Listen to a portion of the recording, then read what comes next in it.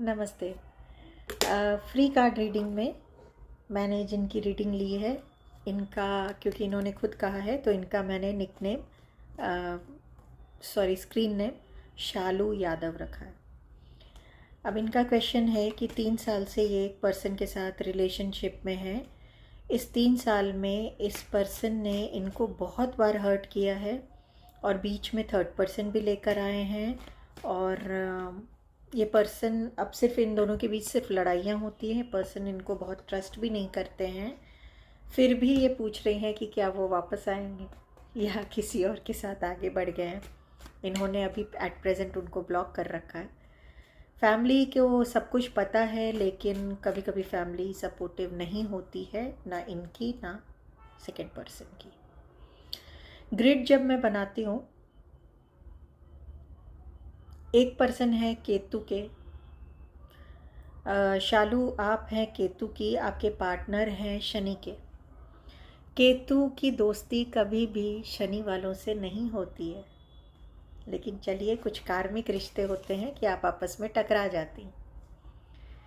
तो आप के क्वेश्चन का बहुत सिंपल सा आंसर है कि अगर आपको इनके साथ रहना है, या तो आप एक बार डिसाइड कर लीजिए और इस रिश्ते से बाहर आ जाइए, या फिर रहना है तो खुद को मेंटली तैयार कर लीजिए कि रिश्ते का यही रूप रहेगा, प्लस और माइनस।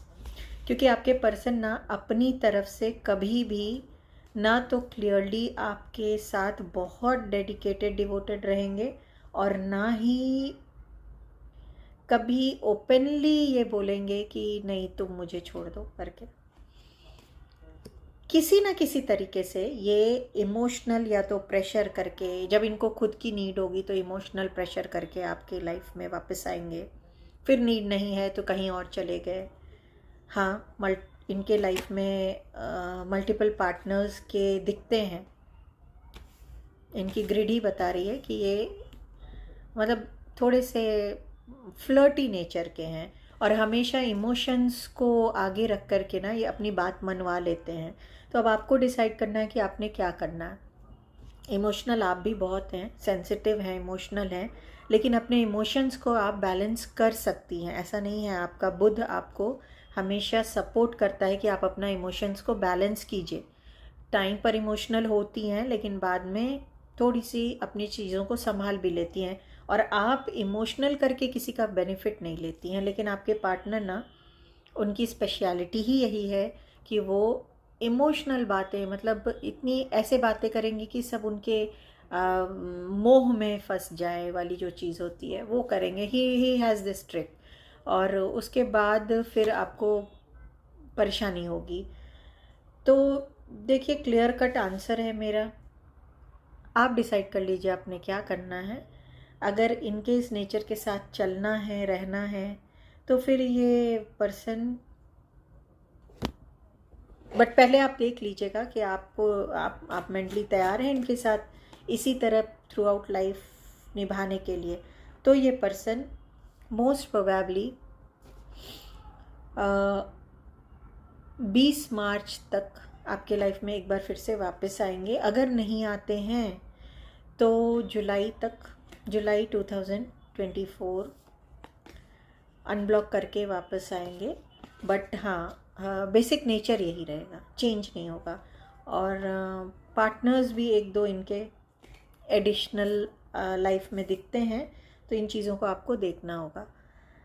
इफ़ इन केस जुलाई तक भी आप दोनों के बीच चीज़ें बिल्कुल सेटल नहीं होती हैं, तो 23 नवंबर से 20 दिसंबर इस रिलेशन में आपके पार्टनर वापस आएंगे। ऐसा नहीं है नहीं आएंगे, बट बार बार कार्ड्स आपको यही सजेस्ट कर रहे हैं कि आप एक बार अच्छे से सोचिए कि क्या इनको बहुत ज़्यादा तवज्जो देकर आप एक सही डिसीजन ले रही हैं या नहीं ले रही हैं।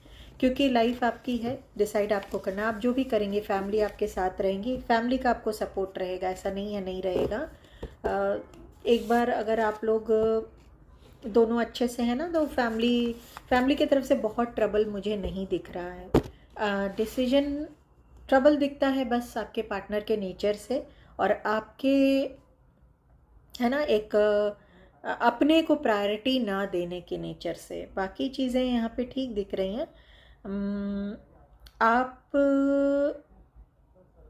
बृहस्पतिवार के दिन ना थोड़ा सा गाय वगैरह को खिलाना करना वो ज़रूर किया कीजिए, इसके ये आपके लिए इम्पॉर्टेंट है। तो ये ज़रूरी भी है कि आप गाय की सेवा कीजिए, आपका बृहस्पति ठीक होगा। हल्दी दूध वगैरह पिया कीजिए, इससे आपके खुद के ग्रह ठीक होंगे। मैं ये नहीं कह रही कि इस रिलेशन में कोई बहुत मेजर ड्रास्टिक चेंज आएगा। मेरे कहने का मतलब है कि ओवरऑल ना रिलेशन आप दोनों अगर साथ में हैं तो ऐसे ही प्लस माइनस में चलेगा। अब आपको देखना है कि आपने क्या करना है। एक पॉसिबिलिटी देखते हैं कि आप बोलेंगे ना मैम आपने कहा कि अगर मैं छोड़ दूं तो फिर मेरा आगे क्या, ये भी तो आप बोलेंगे ना।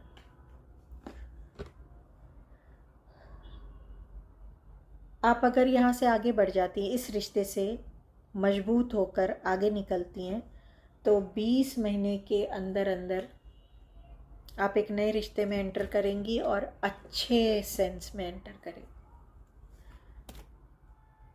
इस बारे में सोचिए। आई होप मैंने आपको आपकी क्लैरिटी दे दी है। रेस्ट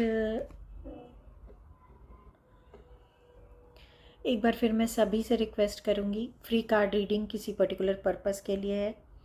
यहाँ पे मैं सिर्फ आप लोगों का पहला क्वेश्चन लेती हूँ। इसके आगे अगर आपने और भी कुछ और क्वेश्चन हैं तो आप पेड रीडिंग लीजिए।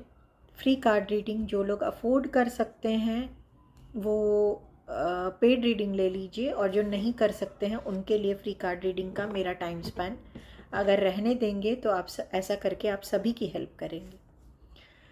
आपका कोई भी, शालू यादव जी, आपका कोई भी इस रीडिंग से रिलेटेड क्वेश्चन हो इस पर्टिकुलर पॉइंट ऑफ व्यू से, तो आप मुझे इसी वीडियो के कमेंट सेक्शन पे मैसेज कर दीजिएगा।